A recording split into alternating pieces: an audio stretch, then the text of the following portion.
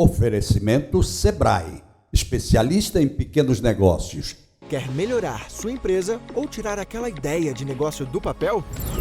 Conheça o Hub Sebrae e acesse nossos serviços de forma prática na palma da mão. Lá você encontra consultorias e cursos, orientação sobre crédito, pode agendar seu atendimento gratuitamente e ainda tem o canal do MEI.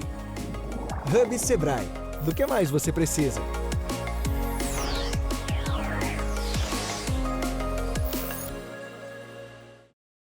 Quem compra do pequeno pensa grande. Quem compra do pequeno pensa grande. Sabe que vai ter retorno, vem em dobro, pode crer. Qualidade mais que certa. E pra cada loja aberta é emprego pro seu bairro que tem muito que crescer. Quem compra do pequeno pensa grande. Quem compra do pequeno pensa grande. Comprar da pequena empresa é pensar grande. O bairro cresce, a economia aquece e a cidade agradece. Sebrae, a força do empreendedor brasileiro. Alô, meus amigos, mais um bate-papo com o Geraldo Câmara, onde? No filé do Zezé, gente. Olha, o filé do Zezé tá cada vez melhor. Abriu o carnaval todo, fez tudo que tinha que fazer. Gente boa, música ao vivo sempre, ó, tudo do bom e do melhor. E sobretudo quando o bate-papo é feito aqui, tem do melhor também os convidados do bate-papo, né? Sem dúvida alguma. Então, por exemplo, hoje eu já começo assim, olha, sensacionalmente, porque eu estou aqui com o nosso amigo, nosso queridíssimo amigo Fernando Torinho, que é o presidente do Tribunal de Justiça do Estado de Alagoas. Brinque não, uma carreira bem feita, bonita, presidente do TJ fazendo tudo que quer e tudo que querem. E isso é que é importante. Fernando Torinho, como vai? Geraldo, é um prazer grande estar aqui com você, aqui no Bar do Zezé, no Filé do Zezé, melhor dizendo. E estou aqui nesse novo panorama. Quero dizer que nunca participei de um bate-papo num restaurante, um grande restaurante que nós temos aqui na nossa cidade, e dizer que é uma satisfação grande vir hoje conversar com vocês. Mas quem estava perdendo era eu. Você não vinha pro bate-papo, eu estava perdendo. Mas agora você não se livra mais, não.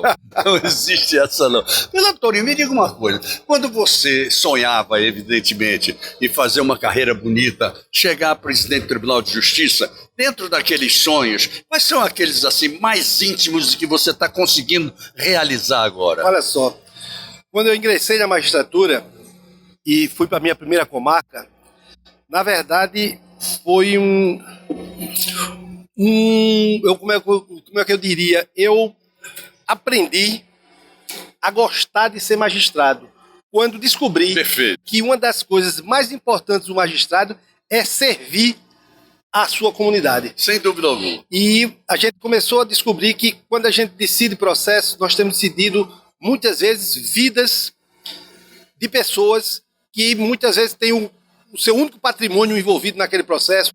Quando você decide uma matéria penal, que ele pode, o direito à liberdade, que pode ser tolhido ou não, e a gente ter essa missão de tentar distribuir justiça. Eu acho que é o meu grande sonho, foi quando eu me identifiquei com a magistratura, sabendo que a gente estava fazendo alguma coisa em pró do outro. Eu costumo dizer sempre que o ser humano, ele gosta muito de ser servido. Sem dúvida. Mas quando ele aprende a saber servir, ele se sente muito melhor. Bom, aí eu lhe pergunto, enfrentar, por exemplo, críticas incríveis que vêm ano após ano, sempre acontecendo em função da justiça brasileira, não na justiça de Alagoas, mas a brasileira, sobretudo na morosidade do encaminhamento de processos. Qual é a reação de Fernando Torinho, presidente do Tribunal de Justiça, que diz, não, mas eu vou fazer, eu preciso fazer alguma coisa? É uma realidade. Um dos grandes gargalos da justiça hoje é a morosidade. É um fato inconteste. Todavia, eu penso que a gente não tem que estar se lamentando. A gente, na verdade, tem que botar todas as forças do que é que pode ser feito para melhorar. Perfeito. E aí eu tenho dito sempre, o caminho é dialogar com os operadores do direito para que juntos possamos encontrar alternativas para o melhoramento dos serviços que são prestados. Sem dúvida. Até porque nós sabemos que para o juiz entregar qualquer tutela jurisdicional tem que ter um advogado para requerer, ou um defensor público, ou um procurador de Estado, tem que ter em ações de interesse público o Ministério Público envolvido, tem que ter os servidores. Então são vários operadores e atores que trabalham naquele processo para que o juiz possa, ao final, entregar a tutela jurisdicional. Então, é a arte de você dialogar para tentar encontrar alternativas para melhorar. Eu estou absolutamente convencido que, se nós conversarmos mais, se nós qualificarmos mais os servidores e magistrados, bem como todos os operadores do direito, nós vamos oferecer o melhor serviço à sociedade. Agora você falou um negócio fantástico, que foi todos os operadores do direito. Porque, na verdade, a operacionalidade do direito é uma escada, né? Você começa lá naquele degrauzinho bem baixinho, quando o advogado entra com um processo, aí você está ali na primeira instância e tal, até chegar no topo, né? E é esse topo que eu pergunto a você. Como é a visão desse topo e ir lá embaixo no primeiro degrau, puxar essa turma para cima? Eu penso que o grande desafio, primeiro, é entender que todos os operadores estão mais ou menos no mesmo patamar. Isso, perfeito. E que você dialogando e cada um fazendo o seu papel, eu acho que você vai construir mais Muda coisas. tudo. Com certeza vai mudar. E, inclusive, me atrevo a dizer, os problemas acontecem, geralmente, quando um começa a querer interferir na seara do outro. Perfeito. Por quê? É um adágio popular que diz cada macaco no seu galho. Isso. Na verdade, o Ministério Público tem um papel definido, a Defensoria, a Advocacia, com a magistratura, os servidores, cada um dos atores tem o seu papel bem definido. E se cada um procurar fazer cada vez melhor o seu papel, eu não tenho dúvidas em afirmar que nós vamos oferecer o melhor serviço. Então seria assim, uma espécie de máquina com várias engrenagens. Essas engrenagens precisam estar afinadinhas e com bastante óleo. Com certeza. Não é esse o problema? É por aí. É uma máquina que tem uma rede Isso. que todos precisam funcionar. Se um não estiver funcionando bem, pode comprometer todo o serviço dos outros. Com certeza. Então, o grande desafio é você dialogar mais para que a gente possa encontrar alternativas para que os problemas sejam minimizados. Perfeito. Eu estou convencido disso. Que operações práticas a sua gestão tem feito exatamente nesse sentido? Olha só, para mim, primeiro que é o meu maior desafio dentro do judiciário é agora presidir o Poder Judiciário do Estado de Alagoas. Estou convencido que estou presidente, Não tenho dúvida. tenho prazo de validade, mas durante o tempo que estarei presidente, eu vou buscar fazer o meu melhor. E aí passa o quê? Nós vamos retomando os atores judiciais que, com o novo formato, o NIEG, que é o Núcleo Integrado pela Efetividade da Justiça. Nós vamos sentar à mesa com a advocacia, com o Ministério Público, com Defensoria, Procuradoria, Polícia Civil, Polícia Militar, Secretaria de Ressocialização, esses atores, para que juntos possamos encontrar alternativas para melhorar os serviços que todos prestam. Muito bem, a liderança dessa força, no caso você que diz, estou presidente, mas eu estou presidente pode deixar um baita de um exemplo. E, sobretudo, aquele exemplo que não pode mais ser quebrado, né? É esse o grande trabalho, não é? Exatamente, olha só. É óbvio que eu costumo sempre encarar como uma grande família. Não tenha dúvida. Uma grande família passa sempre pelos pais. Os Sem pais dúvida. têm que ser o exemplo. Isso. E nós também temos que dar exemplo. Eu Claro. costumo dizer que nós, julgadores, temos bom o bônus de ser o julgador, mas temos o ônus, que é de também dar o exemplo. Exato. Porque como você vai cobrar se você não dá o exemplo? Exatamente. Então, o meu papel, na verdade, é de tentar contagiar a esses operadores. Perfeito. Eu acho que é o meu maior desafio. Se eu conseguir contagiar, acredito muito em Deus e tenho dito, pedindo muito a Ele para Ele poder me qualificar e me dar sabedoria, Iluminar. para que Exato. eu possa saber fazer as melhores escolhas para que a gente possa melhorar os serviços que estão sendo prestados. Muito bem. Aí é o seguinte, o nosso presidente Fernando Torinho tem uma filosofia também que ele diz o seguinte, o povo precisa conhecer a justiça. Nós precisamos ir lá embaixo e mostrar ao povo que a coisa acontece. Então existe um negócio chamado justiça itinerante. Como vai isso? Olha só, eu digo sempre que a via é de mão dupla. O povo precisa conhecer sua justiça, como a justiça precisa ir ao encontro do povo. Com certeza. Então, primeiro é a via de mão dupla. A justiça itinerante é um dos maiores programas sociais que o judiciário tem e que a gente pretende dar uma atenção toda especial nessa gestão para que ela possa ir mais. Nós passamos agora um período forte da pandemia, a pandemia ainda não acabou, Exato. mas já minimizou muito. Perfeito. E nós estamos retomando todo o trabalho presencial. Há inclusive uma determinação do Conselho Nacional para que toda a justiça volte em seu formato presencial. Todavia, nós não podemos esquecer as conquistas que nós tivemos com a virtualização, Isso. que deu agilidade em muitas Não tenha coisas. dúvida. Então, o programa a Justiça Itinerante, ele vai ao encontro de casamentos, de aquelas ações de menor complexidade, de entregar uma certidão de nascimento para as pessoas para ir ao encontro da sociedade para que a gente possa fazer uma entrega da prestação jurisdicional. Perfeito. Os mutirões, como é que eles funcionam, os mutirões? Olha só, nós temos um coordenador, inclusive tivemos agora há pouco um encontro com o coordenador da Justiça Itinerante, que é o doutor André Geda e a doutora Emanuele Porangaba, Isso. e que eles têm essa missão de retomar os casamentos. Temos agora o mutirão da Maria da Penha, que recentemente tem uma ação do CNJ, quando a gente vai envolver todos os operadores para tentar agilizar aqueles processos. Aquela unidade está precisando de uma atenção toda especial da nossa parte e a gente pretende dar essa atenção, que é movimentando o Tribunal de Justiça. Já tem um projeto na Assembleia, nós estamos em tratativa com o presidente Marcelo Vitor para que ele possa ter uma tramitação mais célere, criando uma nova unidade, uma outra vara que vai ser criada para justamente dar uma atenção maior, para ter mais celeridade nesses processos que tramitam nessa importante vara, que é a vara dos crimes contra a violência doméstica. Isso aí é fantástico. E aí, isso gera uma nova pergunta, que é: nós temos 102 municípios nesse estado. É óbvio que o judiciário não pode alcançar os 102, mas tem as macro-regiões que começam a ter uma justificativa melhor de chegar perto do povo. Como está isso na sua administração? Olha só, nós temos fortemente imbuído de chegar a atender o maior número de pessoas possíveis. Vejam bem, a gente tem que ampliar esse atendimento. Nós temos agora com 14 juízes, estamos na fase final do curso de preparação.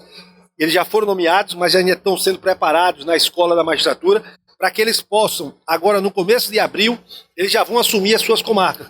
Nós pensamos também em mais 12 juízes que tem hoje no quadro, de titularizá-lo, porque em titularizando o magistrado, ele vai poder dar uma atenção maior àquela unidade. Sem dúvida. Hoje os juízes estão meio que divididos, eles estão em 2, 3 unidades. E isso eu verifico que muitas vezes ele não dá aquela atenção para uma determinada unidade que tenha precisando mais. Certo. Então a gente vai titularizar, que eu acho que vai atender melhor E aí a demanda. é interessante essa sua posição em relação a saber quem está precisando mais. Isso também deve ser um belo trabalho de levantamento. Não sei por quem, não é Michael? Michael, coisa boa você aqui conosco, é o diretor de comunicação do TJ. Me conta. Na verdade é o seguinte, hoje o judiciário vive muito de estatística. No passado a gente não tinha muita estatística, mas hoje é um caminho sem volta e para tudo tem estatística. Perfeito. Qualquer comerciante tem que ter estatística no mercado. Exatamente. E o judiciário não é diferente, ele tem que ter estatística em que demandas estão acontecendo mais.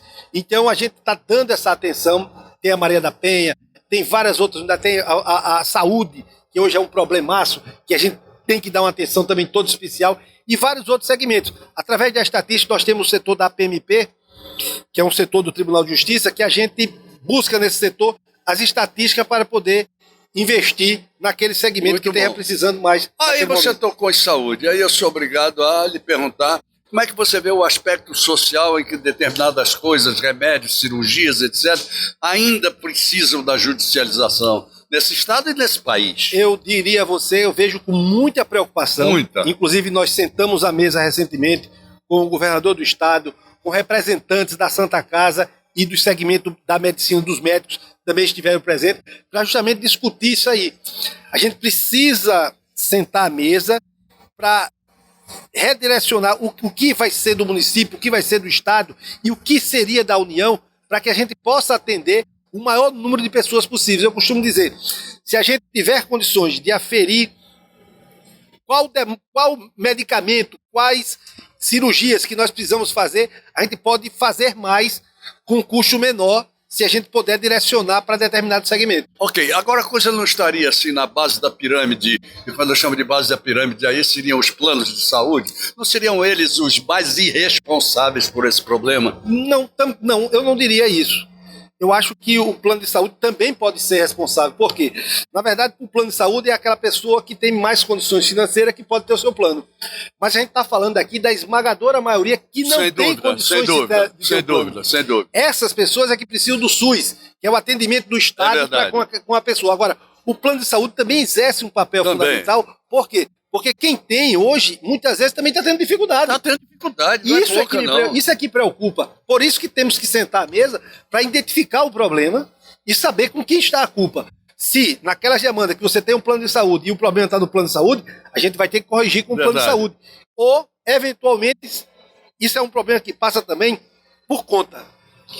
Todo plano de saúde, ele é um plano privado e que ele precisa receber para poder custear o seu plano, sob pena de quebrar. Claro. Todavia, a gente tem que verificar onde é que está o excesso. E aí é onde entra o papel do judiciário, para justamente tentar detectar. Todavia, não é fácil.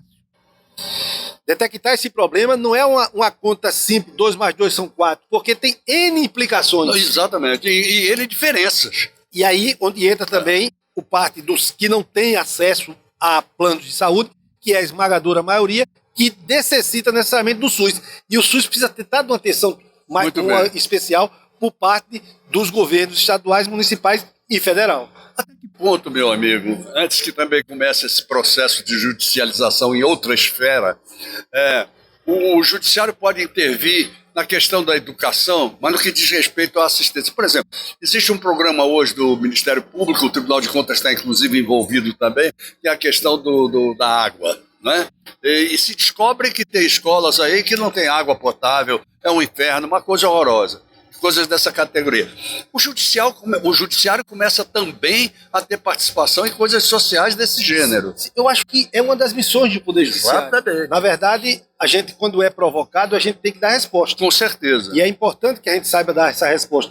Na verdade, no menor espaço de tempo possível, é importante que o Judiciário dê a resposta. Todavia, você não pode, em nome da celeridade, tentar atropelar etapas. Sem dúvida alguma. Porque se você atropela as etapas, você não vai decidir bem. Perfeito. E não decidindo bem, você pode cometer injustiça maiores. Perfeito. Até porque o judiciário, para ser aceito como ele tem que ser profundamente democrático também. Sim, olha só, o judiciário hoje ele tem que estar aberto a críticas. Exatamente. Eu digo sempre que eu tenho que estar aberto a receber críticas, fazer a minha avaliação, muitas delas procedentes, tentar corrigir. É verdade. E muitas delas que eu entenda que não sejam, eu tentar debater para mudar esse paradigma de que o judiciário é culpado de tudo. Penso que não. Nós estamos cumprindo um papel muito importante, inclusive, eu tenho dito que o judiciário, nessa pandemia, deu o maior exemplo de que não parou. É verdade. Nós decidimos, inclusive, muitas demandas com muito mais rapidez. Exatamente. Agora me diga uma coisa, meu caro Fernando Torim, presidente do TJ, antes que a diretoria de comunicação me puxe a orelha, eu vou perguntar a você, qual foi a pergunta que eu não fiz a você que você gostaria que eu tivesse feito? Para responder e não sair frustrado desse programa. Olha só, é impossível. Você não pode sair frustrado daqui. É impossível, numa conversa franca, sincera com você e descontraída, o que é mais importante. Sim. Novamente, eu digo sempre que as pessoas vêm muito preocupadas com o que vai ser perguntado, mas você deixa o papo descontraído. Perfeito. Na verdade, nós falamos de tudo um pouco. Óbvio que os problemas judiciais são muito maiores. Eu diria para a sociedade que é importante começarmos a debater mais, para tudo. Com certeza. Dentro de casa, no trabalho, em todos os cantos. Nós temos que voltar à cultura do debate. Infelizmente, o smartphone é uma ferramenta importantíssima, mas muitas vezes está deixando das pessoas quererem conversar. É verdade. E isso me preocupa, porque a gente tem que estar disposto a conversar. Outro dia foi essa semana, eu estava lá no sítio e tinha uma mesa com 8 pessoas, 4 em volta da televisão. 4 pessoas, 4 meninos e 3 adultos. Eu olhei assim em volta, todos estavam com o celular na mão. Todos estavam consultando o celular. É um negócio sério. Não quer conversar. Não quer conversar. E isso é preocupante. Nós temos que voltar a querer conversar, porque só conversando é que vamos construir alguma coisa. Então vamos fazer o seguinte, vamos incluir aqui, viu, Michael, o programa Bate-Papo na Justiça Itinerante, e aqui no Mutirão, já combinar com ele, a gente fazer uma série de programas, e não um de vez em quando. Não, incluir na Itinerante essa parte também do programa do Bate-Papo. Perfeito. Topa, filho. Assumido. Olha lá, topado, pronto. Muito obrigado por ter vindo, obrigado mesmo. Geraldo, use a voz da gente. Grande, uma satisfação grande participar aqui do seu programa. Nosso querido Scavuzzi aqui assistindo a sua palestra, tá vendo? Nosso anfitrião, não é não? Muito bem, gente, então vamos até os nossos comerciais, lembrando do Sebrae, né? Do Sebrae, é claro que nós estamos onde mesmo? Aí ele sabe que é no filé do Zezé. Vamos lá, gente, voltamos já. Quer melhorar sua empresa ou tirar aquela ideia de negócio do papel? Conheça o Hub Sebrae e acesse nossos serviços de forma prática na palma da mão. Lá você encontra consultorias e cursos, orientação sobre crédito, pode agendar seu atendimento gratuitamente e ainda tem o canal do MEI. Hub Sebrae. Do que mais você precisa?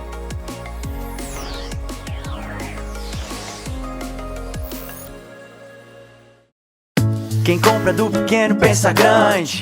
Quem compra do pequeno pensa grande. Sabe que vai ter retorno, vem em dobro, pode crer. Qualidade mais que certa. E pra cada loja aberta é emprego pro seu bairro que tem muito que crescer. Quem compra do pequeno pensa grande. Quem compra do pequeno pensa grande. Comprar da pequena empresa é pensar grande. O bairro cresce, a economia aquece e a cidade agradece. Sebrae, a força do empreendedor brasileiro.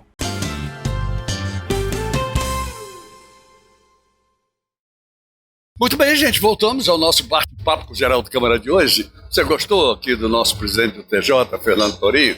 Você vai gostar também, e muito, do vereador por Maceió, que eu estou trazendo vereador de segundo mandato, que está muito bem, está caminhando muito, e sobretudo porque ele representa uma área magnífica desse estado, que as pessoas se pararem para pensar vão ver que é o bairro que já podia ser cidade. É um bairro que já podia ser cidade. Você já sabe que eu estou falando do Benedito Bentes.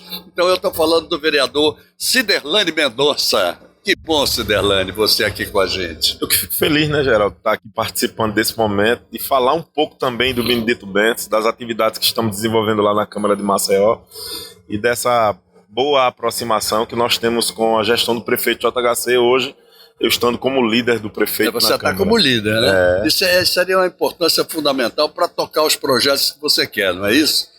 Não só os meus, né? Sim, mas claro. de toda a população de Claro, Maceió, claro. de interesse público. A gente também tem essa boa articulação com os demais vereadores. Acho que a gente está num bom momento.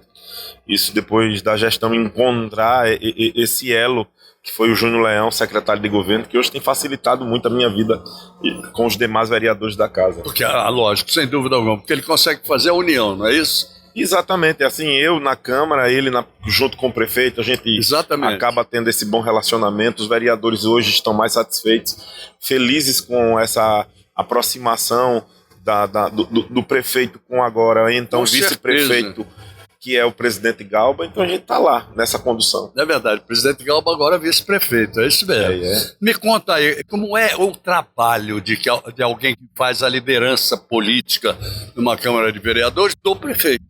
Como é esse trabalho?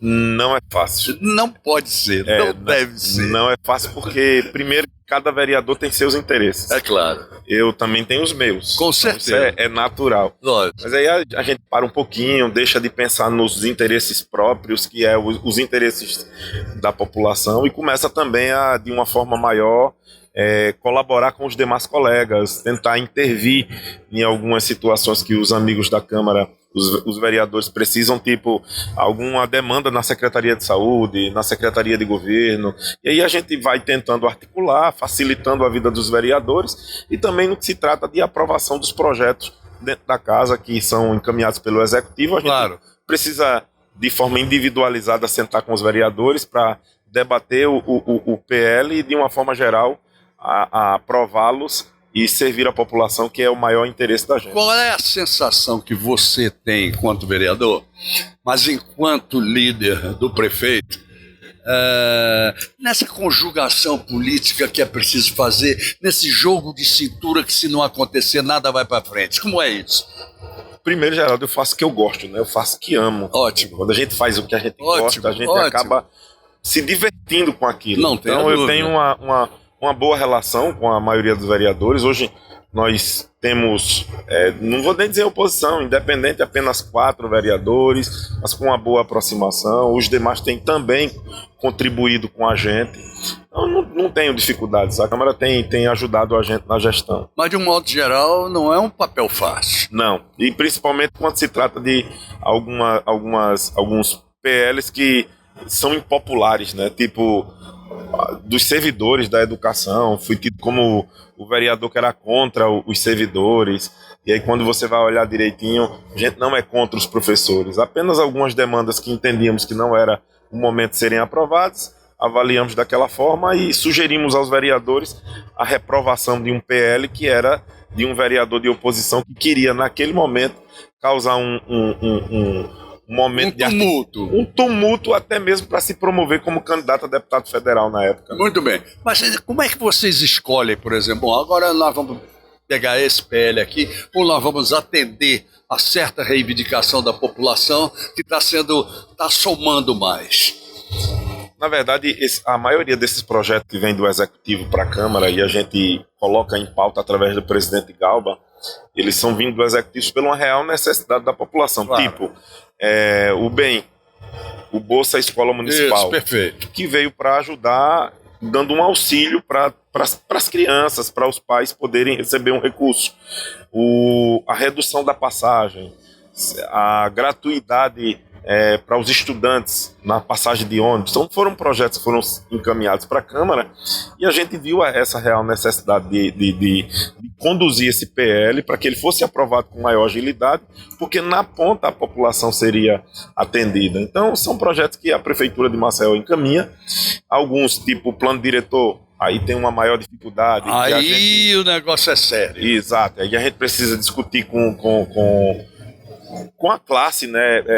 No geral, os vereadores, cada um tem os seus interesses, os seus redutos. São de redutos. Exatamente, tem os seus redutos que precisam ser avaliados, e aí passa a ser um tema mais difícil para aprovação, essa questão do plano diretor. Quais são os pontos nevrálgicos hoje do plano diretor de Maceió?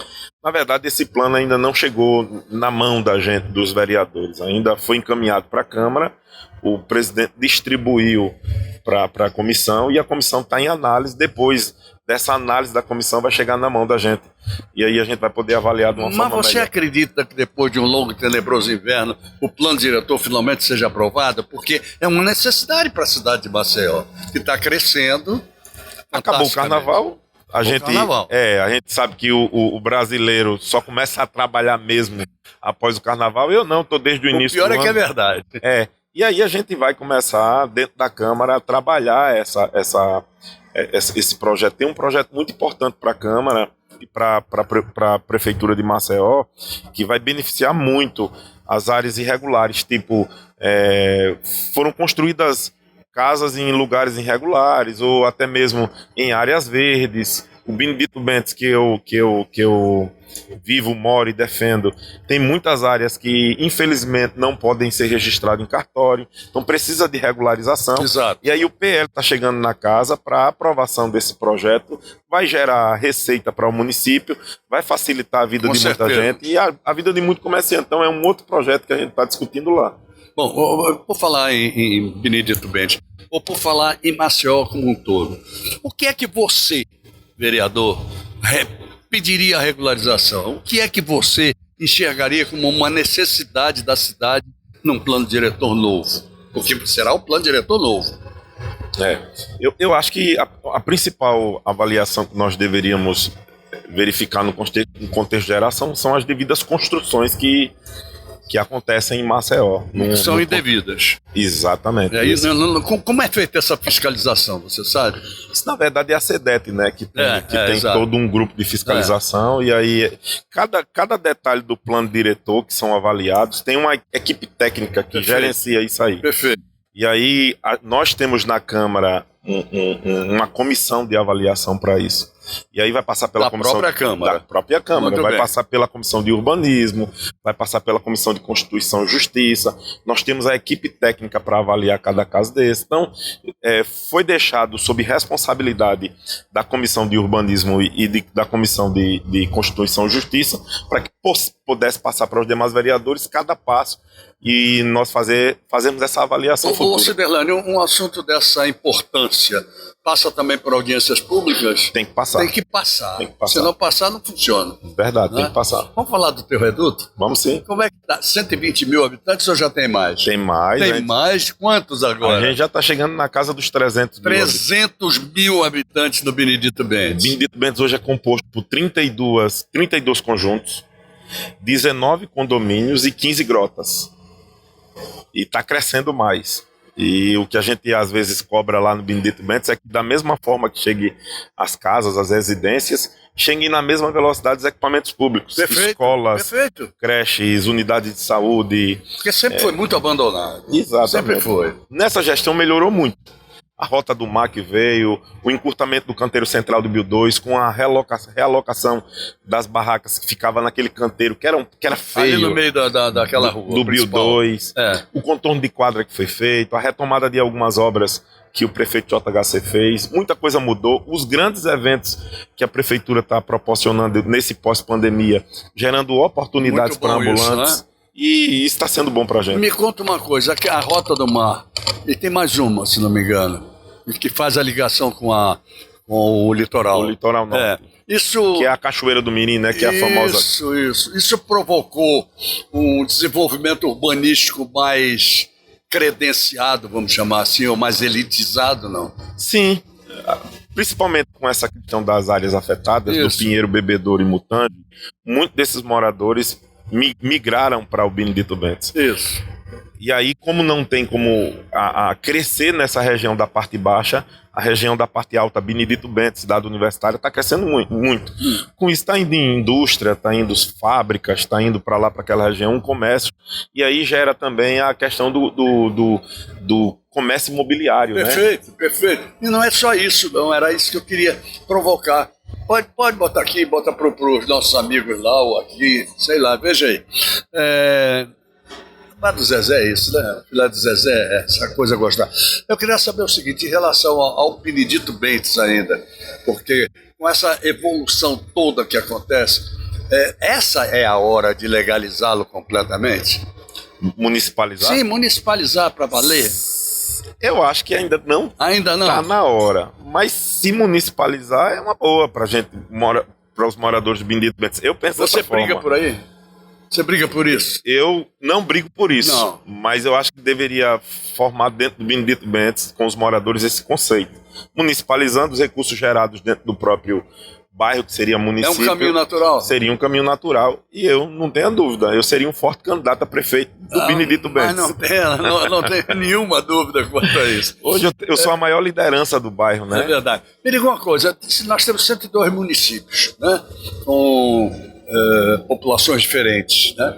Se o Benedito Bentes fosse hoje um município, qual era a classificação dele dentro do estado de Alagoas? Estaríamos ali em segundo, brigando com Arapiraca. Brigando com Arapiraca já, não é isso? Brigando. Que coisa séria se você pensar num negócio desse. É um bairro de Maceió. Nós temos, em média, lá 300 mil habitantes, quase um quarto, 25% da população de Maceió. Nós temos lá 40 mil eleitores,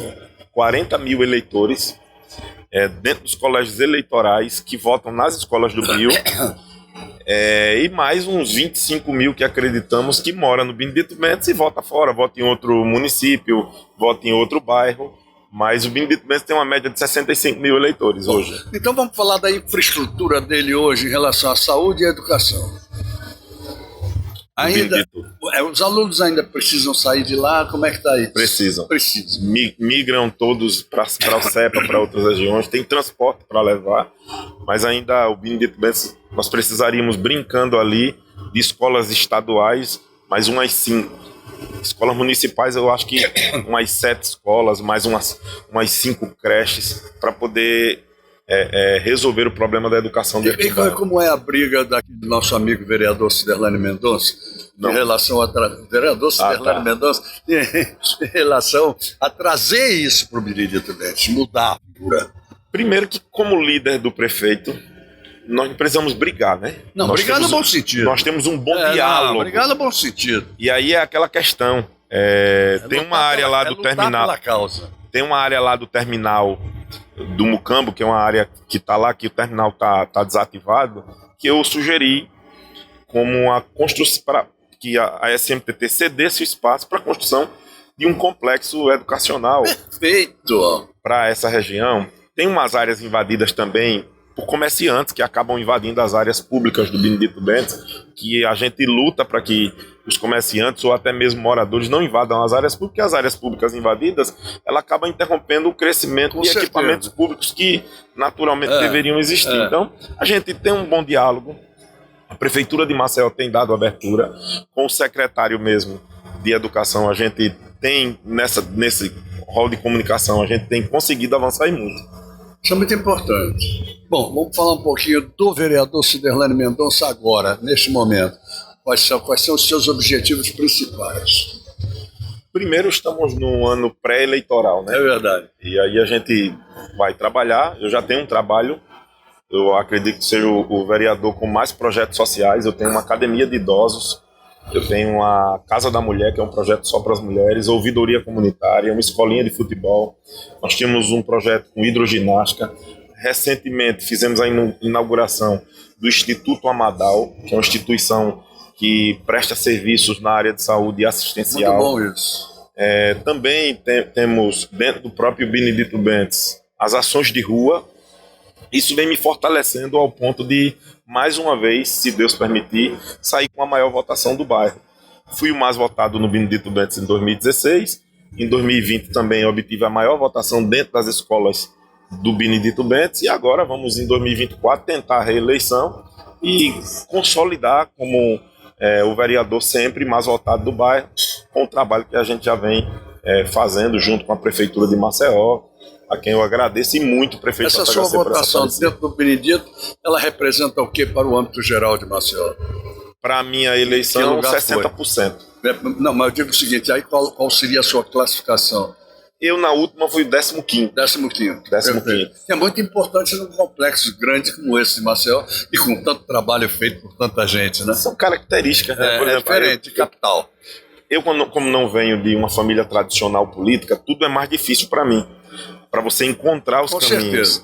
Os caras que já vêm de uma família tradicional política acabam tendo uma maior facilidade. Verdade. Mas tradicionalmente, em termos de números, você com 4.498 4.809 votos teve uma maravilhosa votação. Parabéns. Sem comprar, é o mais importante. Pois é. Só com trabalho. Pois é, só com trabalho. Isso é muito importante. Ciderlane, que pergunta eu não fiz a você que você gostaria que eu tivesse feito para não sair frustrado daqui? Vá. Eu acho que você deixou bem ampla a discussão da gente aqui. Eu fico feliz em estar participando desse momento contigo aqui, de poder mostrar um pouco do meu trabalho, dizer que o Benedito Bentes tem um representante de verdade, um cara que veio de baixo, um cara que com 8 anos de idade chegou no Bio e tem, agora em março, o nosso bairro vai completar 37 anos de existência. É mesmo, 37 anos, contando com o apoio, sem dúvida alguma, do vereador Ciderlane. Com certeza. O carnaval lá foi bom? Top. Carnaval, 5 dias de festa. Os foliões que não puderam ir para outros municípios ficaram lá. Encerramos com Piscirico, prefeito de Maceió, dando sempre esse apoio para nós. Agora aqui para nós, não tem ninguém ouvindo a gente, não tem problema nenhum. O prefeito vai bem? Vai tocando bem avaliado, bem 89% tá bom, de aprovação, tá? E a gente tá junto. Ciderlane, muito obrigado por ter vindo. Obrigado mesmo, viu? Volte sempre. Tamo junto. O bate-papo está aberto para você. Tá certo, bom? obrigado. Muito obrigado mesmo. E obrigado a vocês também, porque vocês vão agora para o nosso comercial, ter um pouquinho mais de Sebrae e voltar para nosso terceiro convidado, que é gente de primeira sem segunda. Vem aí, inteligência artificial. Voltamos já. Quer melhorar sua empresa ou tirar aquela ideia de negócio do papel? Conheça o Hub Sebrae e acesse nossos serviços de forma prática na palma da mão.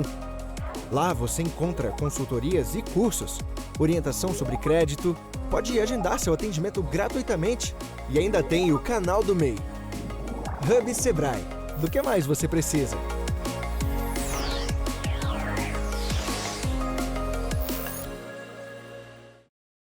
Quem compra do pequeno pensa grande. Quem compra do pequeno pensa grande. Sabe que vai ter retorno, vem em dobro, pode crer. Qualidade mais que certa. E pra cada loja aberta é emprego pro seu bairro que tem muito que crescer. Quem compra do pequeno pensa grande. Quem compra do pequeno pensa grande. Comprar da pequena empresa é pensar grande. O bairro cresce, a economia aquece e a cidade agradece. Sebrae, a força do empreendedor brasileiro.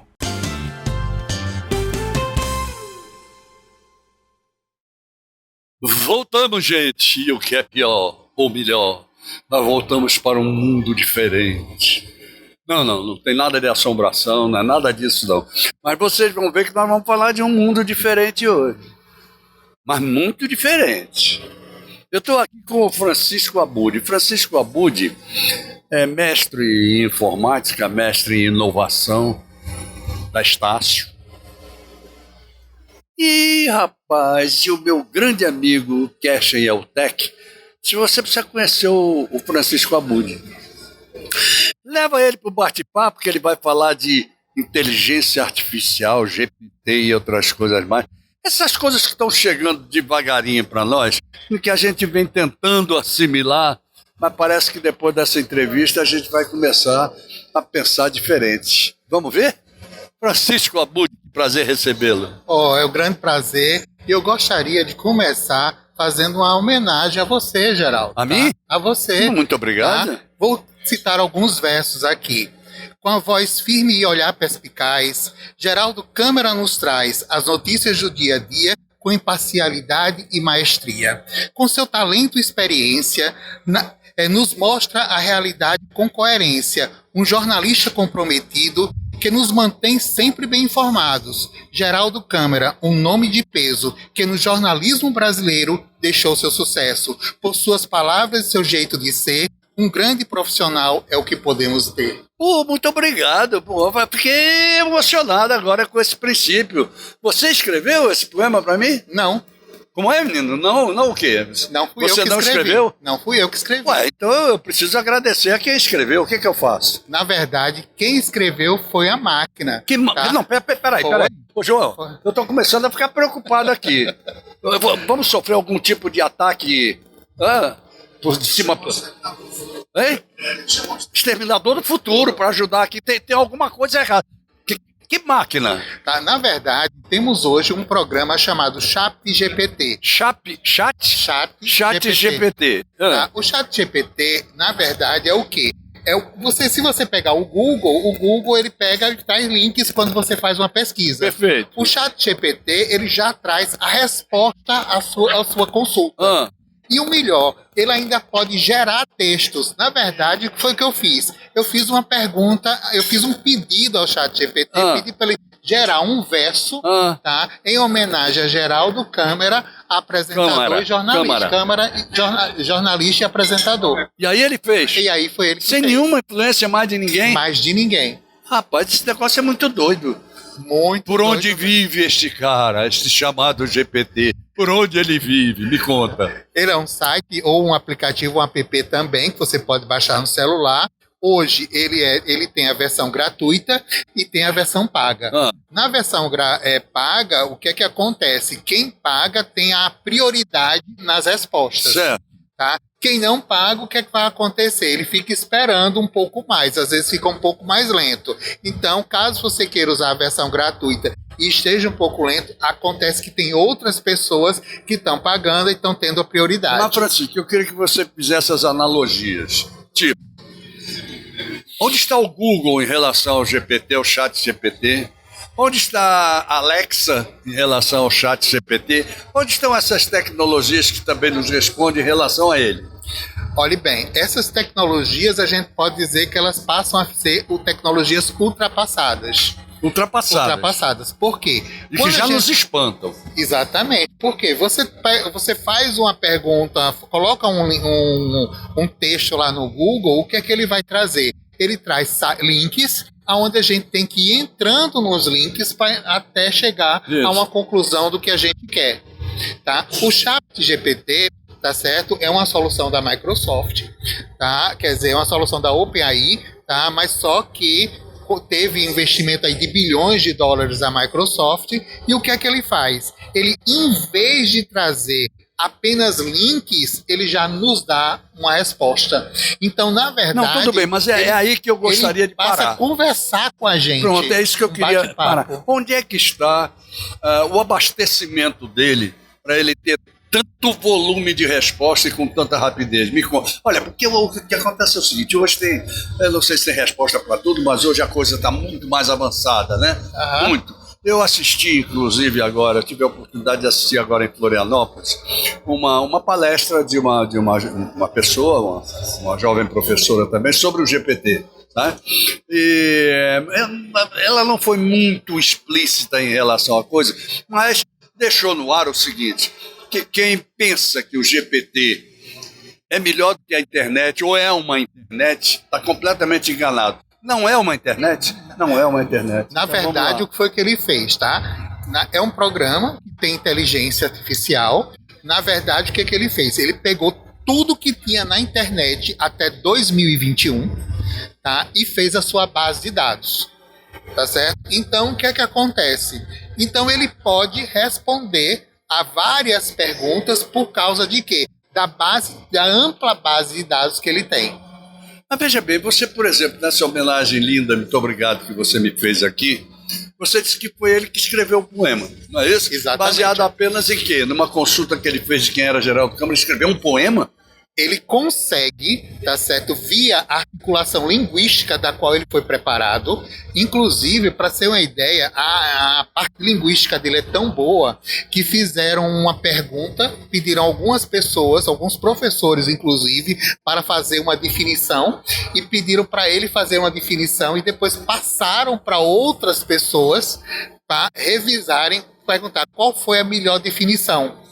Tá? Qual foi o melhor português, a melhor forma de escrever. E ele ganhou. Ele é da Microsoft. Tá? Ele é de uma empresa chamada OpenAI. Ok. Tá? Então, o que acontece? Mas é uma startup, e essa startup ela recebeu, por exemplo, $1 bilhão, tá? Da Microsoft, certo. E agora está recebendo um investimento de mais 10 bilhões. Bom, então me conta uma coisa, mestre.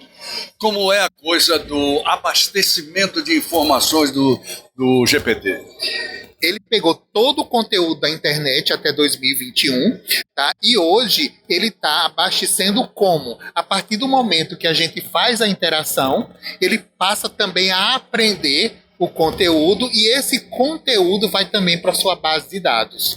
Exemplo, eu perguntei outro dia a ele quem ganhou a Copa de 70. Ele errou.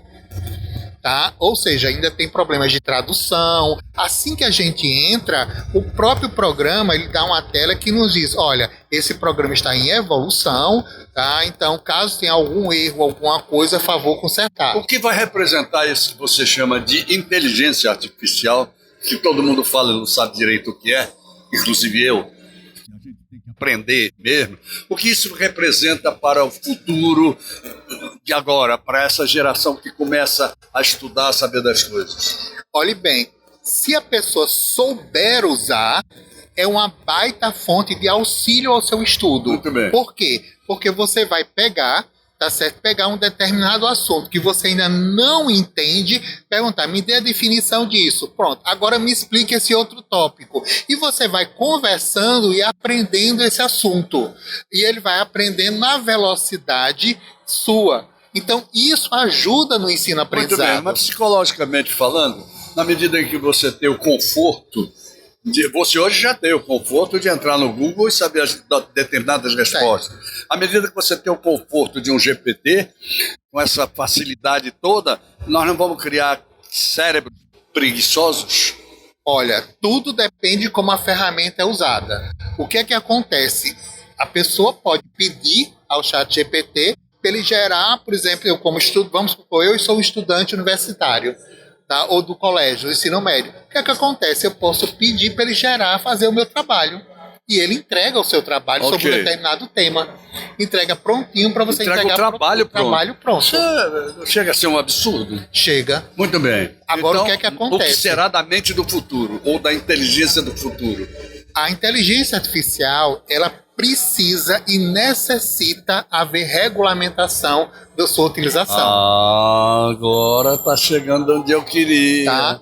Caso ela não seja regulamentada, isso tem um problema. Muito sério. No Brasil, nós ainda não começamos a tratar sobre isso, tá? Na Europa, que sempre é um dos primeiros locais, ele já tem um trabalho. Inclusive, ele tem um trabalho que será entregue em março e ele quer regulamentar a inteligência artificial até o final do ano 2023. Agora, quando você fala ele quer regular a inteligência artificial, você não está se referindo só ao ChatGPT. Não, você a todo. Hoje, além de ChatGPT, nós temos uma outra do Google, por exemplo, tá? O pessoal tem o Bard, tá? Que é uma outra ferramenta parecida com o ChatGPT de outro fabricante, que faz a mesma coisa. A China agora proibiu, quer dizer, não é que proibiu, o ChatGPT hoje ele está fora na China, porque a China quer também ter a sua própria ferramenta. Ok.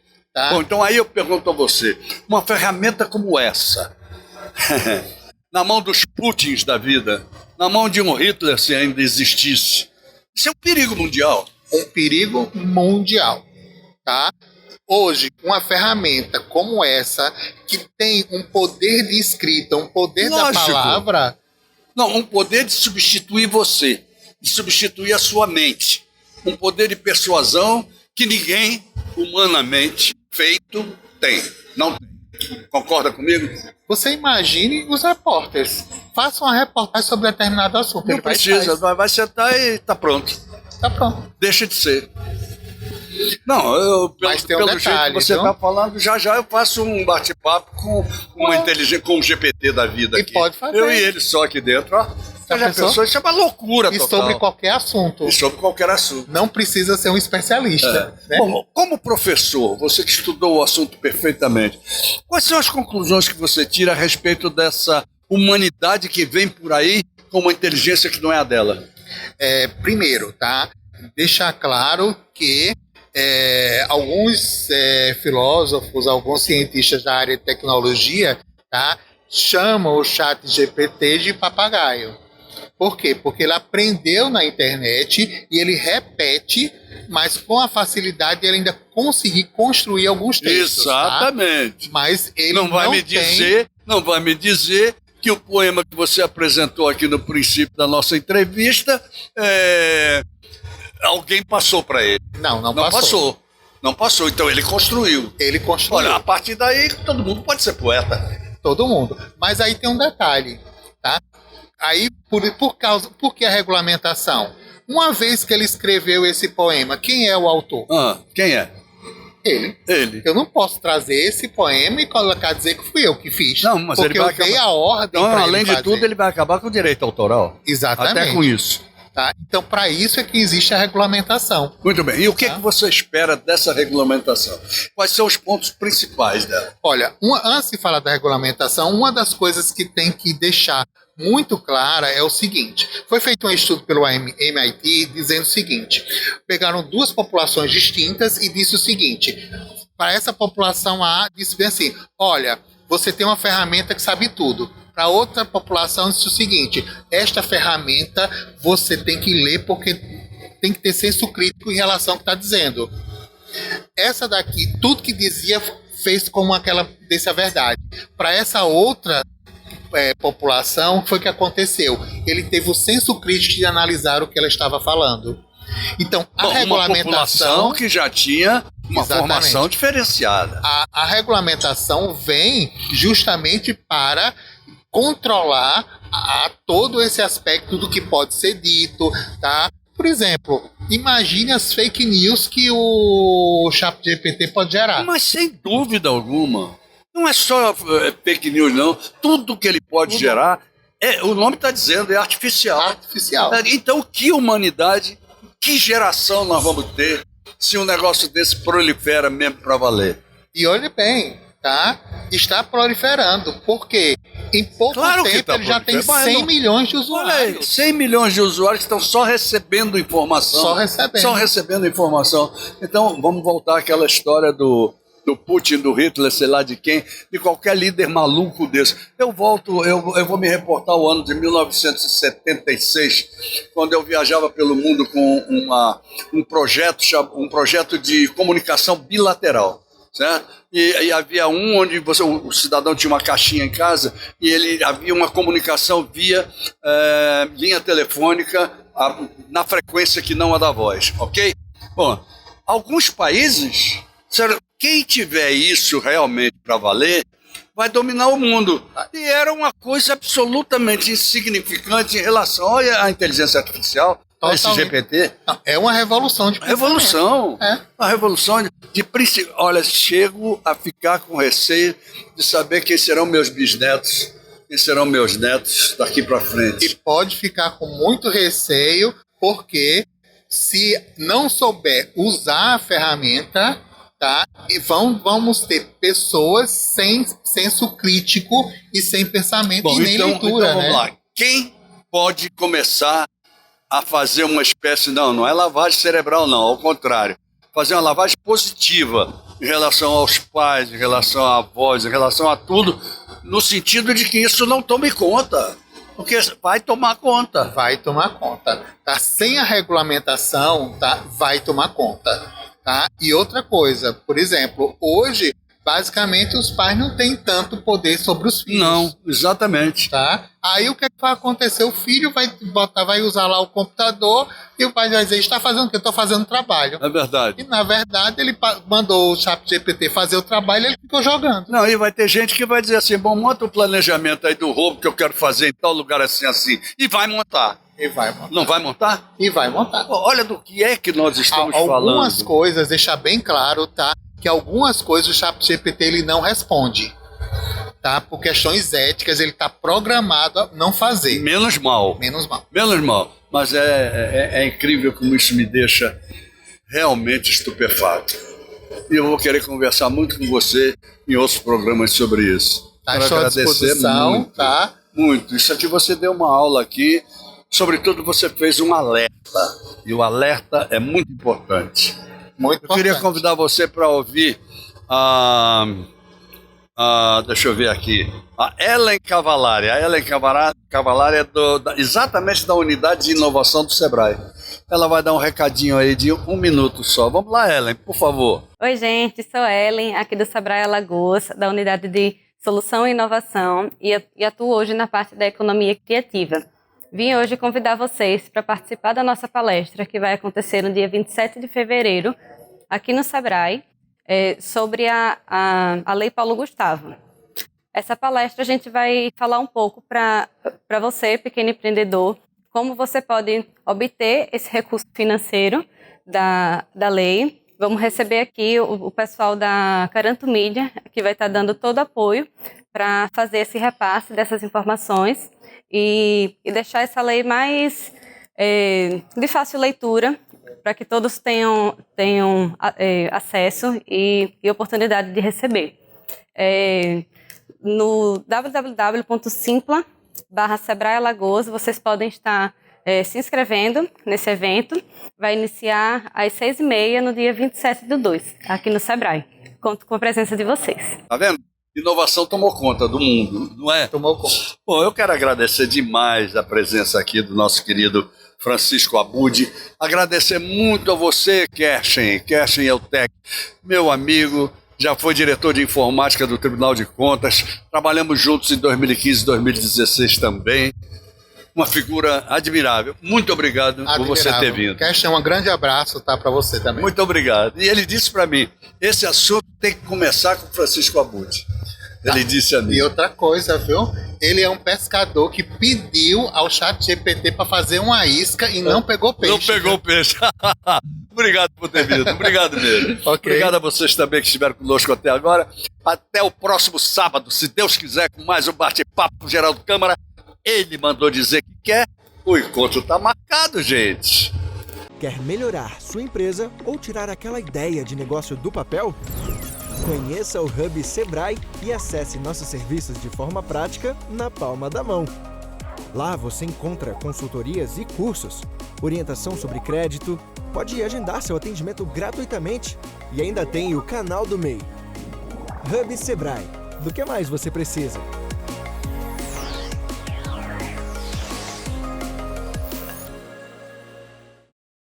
Quem compra do pequeno pensa grande. Quem compra do pequeno pensa grande. Sabe que vai ter retorno, vem em dobro, pode crer. Qualidade mais que certa. E pra cada loja aberta é emprego pro seu bairro que tem muito que crescer. Quem compra do pequeno pensa grande. Quem compra do pequeno pensa grande. Comprar da pequena empresa é pensar grande. O bairro cresce, a economia aquece e a cidade agradece. Sebrae, a força do empreendedor brasileiro.